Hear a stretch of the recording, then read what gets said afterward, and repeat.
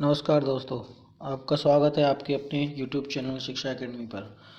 और दोस्तों, आज ये हमारी दूसरी वीडियो है और ये वीडियो जो है हमारी तत्वों का आवर्त वर्गीकरण अर्थात पीरियोडिक टेबल पर आधारित है। आज हम एक नए विषय अर्थात तत्वों के वर्गीकरण या फिर कह सकते हैं हम लोग तत्वों के आवर्त फलन के बारे में जानेंगे। ये हमारा जो टॉपिक है एग्ज़ाम की पॉइंट ऑफ व्यू से बहुत ही ज़्यादा इम्पोर्टेंट है और इसे हम आज दो भागों में पढ़ेंगे, जिसका पहला भाग आज आप पढ़ रहे हो, तत्वों का आवर्त वर्गीकरण। तत्वों के आवर्त वर्गीकरण की हमारे वैज्ञानिकों को ने ज़रूरत को बहुत पहले ही समझ लिया था, क्योंकि किसी भी रासायनिक अभिक्रिया में तत्वों के वर्गीकरण करने से उनको समझने में, पढ़ने में तथा किसी भी रासायनिक अभिक्रिया को करने में बहुत ही मदद हो सकती है। इसी को ध्यान में रखते हुए तत्वों को एक क्रम में सजाना बहुत ही आवश्यक था। इस क्रम में सजाने के लिए ये भी ज़रूरी था कि उसके बीच में एक ऐसा रिलेशन या ऐसा संबंध ढूंढा जाए जिसके आधार पर उनको आसानी से तत्वों को वर्गीकृत किया जा सके। तत्वों के जो वर्गीकरण का सबसे पहला काम था हमारे वैज्ञानिक डोबेराइनर द्वारा किया गया। ठीक है, अब वैसे हम अपना टॉपिक यहाँ से शुरू करते हैं। तत्वों को एक क्रम में रखना ही तत्वों का वर्गीकरण कहलाता है। अब तक पृथ्वी पर लगभग 118 तत्वों की जानकारी है। इनमें से 94 प्राकृतिक और कुछ मानव निर्मित है। तत्वों के वर्गीकरण में भिन्न वैज्ञानिकों ने विभिन्न भूमिका निभाई, जिसमें सबसे पहले नाम आता है डोबेराइनर। डोबेराइनर पहले ऐसे वैज्ञानिक थे जिन्होंने तत्वों के वर्गीकरण के लिए एक अपनी पीरियोडिक टेबल दी थी, यानी आवर्त सारणी। डोबेराइनर की आवर्त सारणी 1817 में डोबेराइनर द्वारा दी गई और डोबेराइनर की इस आवर्त सारणी को डोबेराइनर का तिर्यक का नियम भी कहते हैं, क्योंकि इन्होंने अपनी जो पीरियोडिक टेबल दी थी उसमें 3 तत्वों को एक स्तंभ के रूप में रखा था। जैसा कि हम यहाँ पर देख सकते हैं, यहाँ पर आपको 3 स्तंभ दिखाई दे रहे होंगे, स्तंभ ए, स्तंभ बी और स्तंभ सी। ठीक है, और स्तंभ डी 3 ये 4 लगभग ये 4 हैं, 4 ही वर्ग हैं, लेकिन इनमें 3 ही ऐसे हैं जो डोबेराइनर के तिर्यक के नियम को फॉलो करते हैं। ठीक है जी, अब हम इसमें आगे देखते हैं कि डोबेराइनर का तिर्यक का नियम क्या कहता है।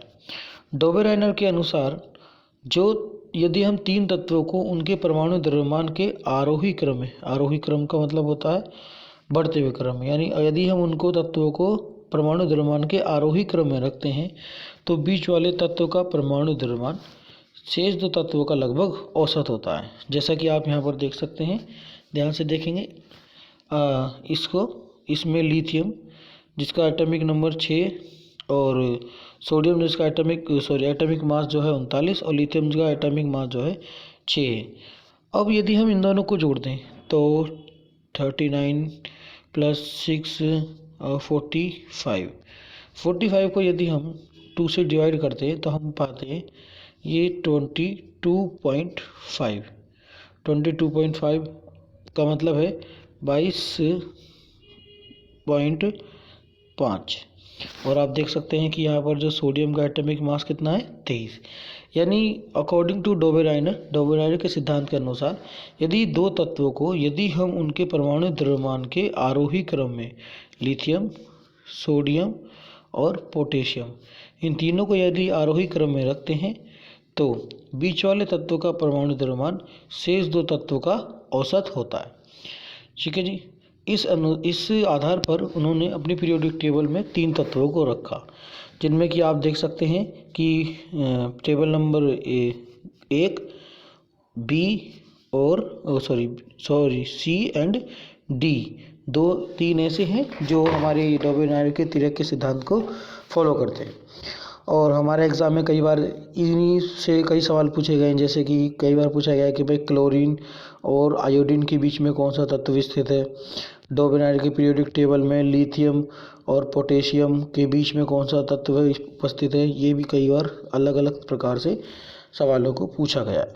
इसके बाद जो ये पीरियोडिक टेबल थी ये सिर्फ 9 तत्वों तक ही लागू होती थी, और उसके बाद जब अन्य तत्वों की खोज की गई तो उन तत्वों पर ये पीरियोडिक टेबल को लागू नहीं किया जा सका, अर्थात उन अन्य तत्वों को इस पीरियोडिक टेबल में रखना लगभग असंभव था।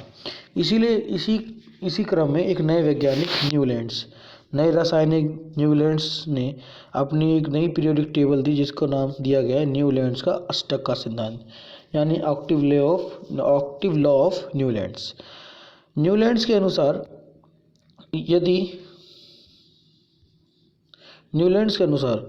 यदि हम तत्वों को रखते हैं और उनके रखने का जो क्रम था वो कुछ इस प्रकार से था। उन्होंने अपने तत्वों को सारे गामा पाधा निसा के अनुसार रखा था और इन्होंने अपनी पीरियोडिक टेबल में कुछ इस तरीके से तत्वों को रखा कि तत्वों के जो क्रम थे वो पहले तत्व का गुण आठवें तत्व के गुण से मेल खाता था, जिसको मैं भी आपको दिखाऊंगा। ठीक है। न्यूलैंड्स ने अपनी पीरियोडिक टेबल 1866 में दी गई थी। कब? 1866 में, यानी 1866 में जो है अपनी पीरियोडिक टेबल को दिया था।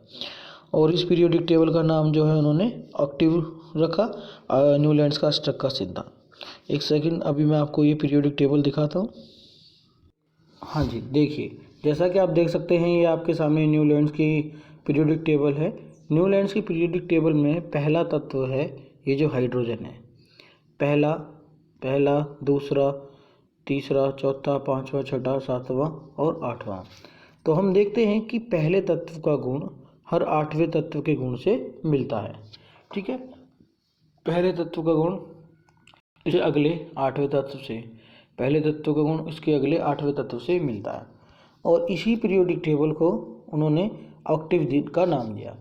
न्यूलैंड्स की पीरियोडिक टेबल में तत्वों को उनके रासायनिक गुण के आधार पर रखा गया था और देखा गया था कि पहले तत्व का गुण आठवें तत्व के रासायनिक गुण से मिलता है। न्यूलैंड्स की पीरियोडिक टेबल में सबसे पहला तत्व था उसका नाम था हाइड्रोजन। ठीक है जी। इसके बाद सबसे लास्ट का जो तत्व था ये था थोरियम, जिसके बारे में अक्सर हमारी railway group D, SSC CGL, SSC CHSL, SSC MTS और भी कई प्रकार के एग्जामों में इसके बारे में पूछा जा चुका है। और न्यूलैंड्स की पीरियोडिक टेबल में 56 तत्व ही सम्मिलित थे।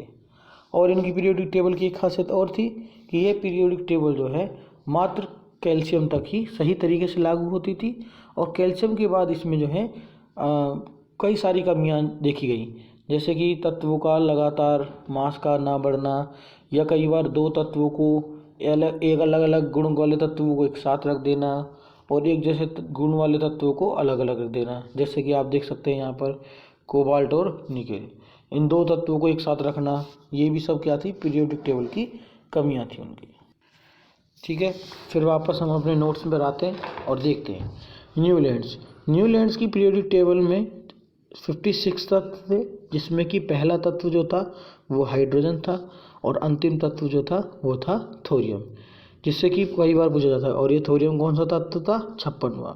और हाइड्रोजन पहला। कई बार ऐसा इसको हाइड्रोजन को या थोरियम को इस प्रकार भी पूछा जा सकता है कि भाई न्यूलैंड्स की आवर्त सारणी में 56वां तत्व कौन सा था, लास्ट की जगह 56वां तत्व भी पूछा जा सकता है।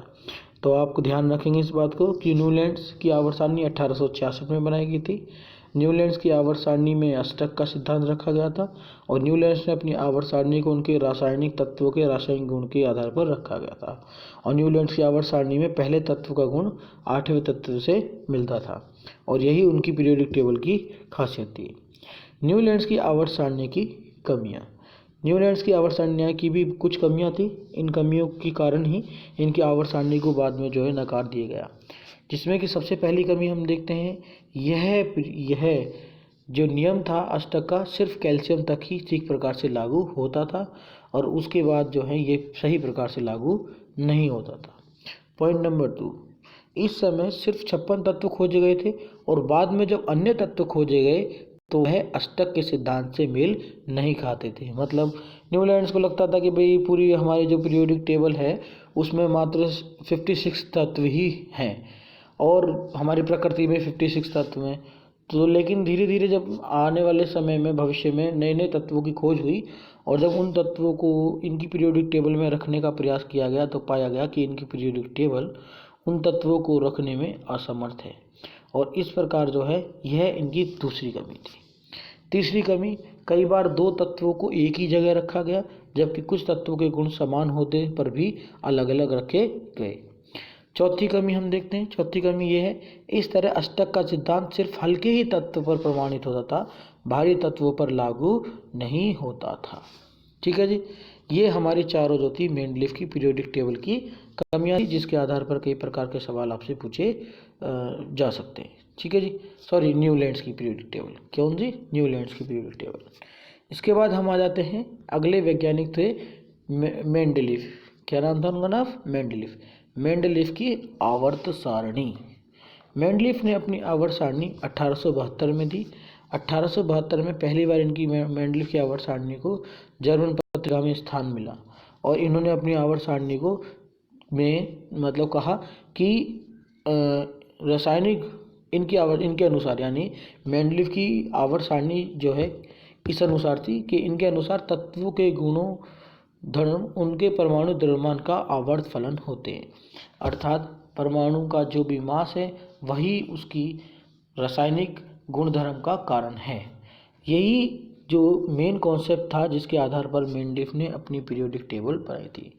मेंडलीफ के समय पर अब तक 63 तत्वों की खोज हो चुकी थी, और मेंडलीफ ने इन 63 तत्वों को द्रव्यमान के आरोही क्रम में रखा, और इन 63 तत्वों को आधे धातु और आधे अधातु के बीच में रखा। लेफ्ट साइड धातुएं और राइट साइड सारी अधातुओं को रखा। मेंडलीफ की आवर्त सारणी इतनी अच्छी आवर्त सारणी मानी जाती है, मतलब बिल्कुल उन्होंने इस आवर्त सारणी को इतने बेसिक आधार पर चुना कि इन्हें अलग सभी वैज्ञानिकों ने आवर्त सारणी के जनक का पिता कहा। इस प्रकार मेंडलीफ को आवर्त सारणी का जनक का पिता भी कहते हैं। सन 1872 में, जो ये 1972 है गलत है, 1872 में आवर्त सारणी को पहली बार 1872 में आवर्त सारणी को पहली बार जर्मन पत्रिका में छापा गया। और इस पर भी कई बार हमारे रेलवे में और अन्य एग्जाम्स में सवाल पूछे जा चुके हैं कि मेंडलीफ की आवर्त सारणी कब बनाई गई? 1872 में। इनकी जो आवर्त सारणी थी उसमें कुछ खासियत थी। पहली खासियत कि इनकी आवर्त सारणी कुछ इस तरह से थी, डब्बे नुमा में, और ये ऐसे भागों में बटी हुई थी इस तरीके से, जिसमें कि ये जो खड़े हुए स्तंभ थे, ये खड़े स्तंभ, इनको समूह कहा गया, और ये जो लेटे हुए स्तंभ हैं ये इस प्रकार से, इनको आवर्त कहा गया। क्या कहा गया? आवर्त। और हम पाते हैं कि मेंडलीफ की आवर्त सारणी में 8 समूह और 6 आवर्त थे। आठवें समूह को संक्रामक श्रेणी के नाम से भी जाना जाता है। इन्होंने समूह के तत्वों को आर नाम दिया। समूह के तत्वों को क्या नाम दिया? आर। यानी ये जो समूह हैं आपको देखने को मिलते हैं, ये समूह जो है इनको आर के नाम से परिभाषित किया। R1, R2, R3, कुछ इस प्रकार से। तो हमारे पेपर एग्जाम्स में ये पूछा जा सकता है कि भाई मेंडलीफ की आवर्त सारणी में समूह को किस अक्षर द्वारा दर्शाया गया? तो आप क्या बताएंगे? आर अक्षर द्वारा दर्शाया गया। इसके बाद मेंडलीफ ने अपनी आवर्त सारणी में तत्वों को ऑक्सीजन तथा हाइड्रोजन की अभिक्रिया के आधार पर रखा था, क्योंकि उनका उस समय मानना था कि ऑक्सीजन और हाइड्रोजन दो ऐसे तत्व हैं जो सबसे ज़्यादा अभिक्रियाशील या अपने सबसे ज़्यादा यौगिक बनाने वाले तत्व हैं। इसके बाद मेंडलीफ ने नेक्स्ट पॉइंट है हमारा, मेंडलीफ ने कुछ तत्व के नाम संस्कृत में दिए थे, जिनको बाद में मतलब मॉडर्न पीरियोडिक टेबल में नया नाम दे दिया गया है। जैसे कि मेंडलीफ की आवर्त सारणी में द्रव्यमान पहला नाम आता है हमारा एकापोरोन, जिसको आज मॉडर्न पीरियोडिक टेबल में स्कैंडियम के नाम से जानते हैं। एका एल्युमिनियम, जिसको गैलियम के नाम से जाना जाता है। एका सिलिकॉन, जिसको जर्मेनियम के नाम से जाना जाता है। ये इनके पुराने नाम हैं तत्वों के, और ये जो हैं सारे नए नाम हैं। इनको याद करना बहुत ही ज़रूरी है, क्योंकि ये कई बार पूछे जाते हैं कि स्कैंडियम का पुराना नाम क्या था, या फिर एका एल्युमिनियम को नए नाम से किस पीरियोडिक टेबल में नए नाम से क्या जाना जाता है, नया नाम क्या है। एका सिलिकॉन का नया नाम क्या है, जर्मेनियम का पुराना नाम क्या है। इस प्रकार से कई तरह से इसमें से सवाल पूछे जाते हैं। अब हम देखते हैं नेक्स्ट पॉइंट। मेंडलीफ ने अपनी आवर्त सारणी में कुछ रिक्तियां छोड़ दी, ताकि जब नए तत्वों की खोज की जाए तो पुरानी सारणी को बिना हिलाए ही उन तत्वों को रखा जा सके।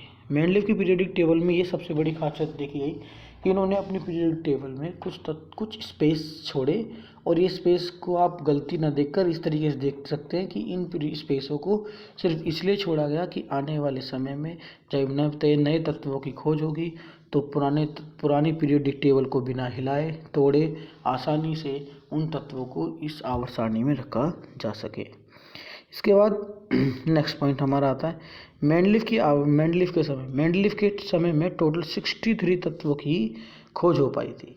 तो कई बार ये भी पूछा जा चुका है कि मेंडलीव की पीरियोडिक टेबल में कितने तत्व थे, न्यूलैंड्स की पीरियोडिक टेबल में कितने तत्व थे। तो न्यूलैंड्स की पीरियोडिक टेबल में 56 और मेंडलीव की पीरियोडिक टेबल में 63 तत्व थे। इसके बाद मेंडलीव की आवर्त सारणी की कुछ कमियां, जैसा कि हमें पता है कि आजकल हम जो है मॉडर्न पीरियोडिक टेबल देखते हैं जो कि मेंडलीव के द्वारा नहीं बनाई गई। और जैसा कि हमें पता है जब मेंडलीव की पीरियोडिक टेबल को जब हम नहीं पढ़ते तो इसका मतलब है कि उसमें कुछ ना कुछ पहले कमी रही होगी, तभी जो है आज हम मॉडर्न पीरियोडिक टेबल के बारे में पढ़ते हैं।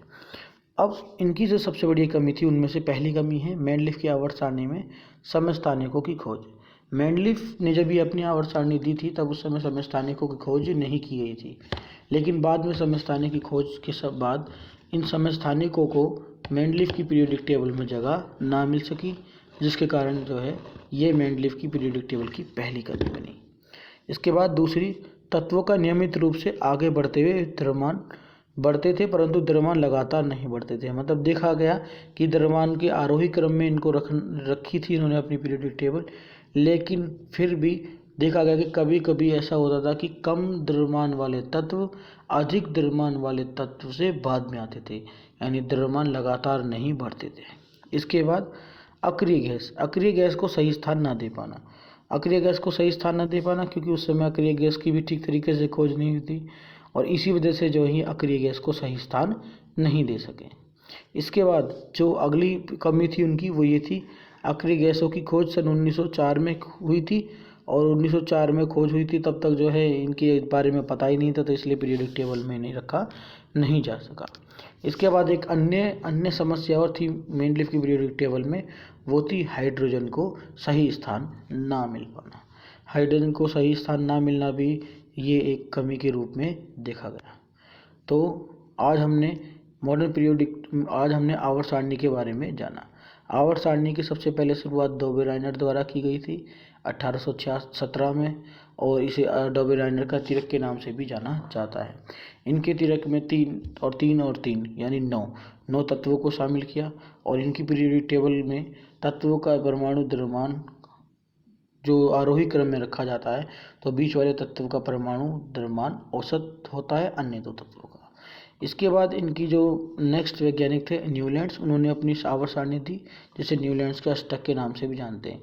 ये आवर्त सारणी 1866 में दी गई और इसका जो मुख्य जो बेस था यानी आधार था वो था तत्वों के रासायनिक गुण, और तत्वों के रासायनिक गुण को उन्होंने अष्टक के रूप में परिभाषित किया और इस अष्टक की तुलना उन्होंने अपने सारे गामा पाधा निशा से की, जिसके अनुसार पहले तत्व का गुण 8वें तत्व के गुण से मिलता है, और जैसा कि मैं आपको दिखा चुका हूँ। न्यूलैंड्स की आवर्त सारणी का पहला तत्व जो था वो हाइड्रोजन था और अंतिम तत्व जो था वो थोरियम था, और इनकी पीरियोडिक टेबल कैल्शियम तक ही लागू हो पाती थी और उसके बाद ये पीरियोडिक टेबल पूरी तरीके से लागू नहीं हो पाती थी, कहीं कहीं बहुत सारी त्रुटियां भी मिल जाती थी। इसके बाद हमारे अगले जो है पॉइंट ये बनता है कि जो हमारी न्यूलैंड्स की पीरियोडिक टेबल थी न्यूलैंड्स की, वो सिर्फ और सिर्फ हल्के तत्वों पर ही लागू होती थी, भारी तत्वों पर लागू नहीं होती थी। और बाद में जब नए तत्वों की खोज की गई तो इनकी पीरियोडिक टेबल को पूरी तरीके से ही गलत साबित कर दिया गया और अगले वैज्ञानिक ने इसमें अपना काम शुरू किया जिनका नाम था मेंडलीव की पीरियोडिक टेबल को 1872 में जर्मन पत्रिका द्वारा छापा गया और इन्होंने तत्वों को उनके परमाणु द्रव्यमान के आरोही क्रम में रखा और इनका जो पीरियोडिक टेबल सिद्धांत था उसके अनुसार तत्वों के परमाणु द्रव्यमान उनकी रासायनिक गुण के आवर्त फलन होते हैं। और इस प्रकार इन्होंने अपनी पीरियोडिक टेबल में 63 तत्वों को उनके गुणों के आधार पर द्रव्यमान के आधार पर बांटा। मेंडलीव की पीरियोडिक टेबल में टोटल 63 तत्व थे और इन 63 तत्वों के बाद जब मेंडलीव ने अपने तत्वों को सभी को रखा तो रखने के बाद पाया कि इन्होंने अपनी पीरियोडिक टेबल में कई सारी कमियां छोड़ दी हैं, जैसा कि हाइड्रोजन को सही स्थान ना मिल पाना, द्रव्यमान का लगातार ना बढ़ना और समय स्थानीय की एक समस्या था इनके लिए, और साथ के साथ अक्रिय गैस को भी सही स्थान ना मिल पाना भी एक समस्या का कारण बना। तो इस प्रकार से हम कह सकते हैं कि मेंडलीव की आवर्त सारणी भी आधुनिक समय में विफल हुई। तो बच्चों, आज का सेशन यहीं पर समाप्त करते हैं। कल हम आपके सामने आधुनिक आवर्त सारणी के बारे में लेकर आएंगे, और फिर परसों हम जो है पूरी आवर्त सारणी के बारे में आपको समझाएंगे। ठीक है, नमस्कार, बाय बाय, धन्यवाद।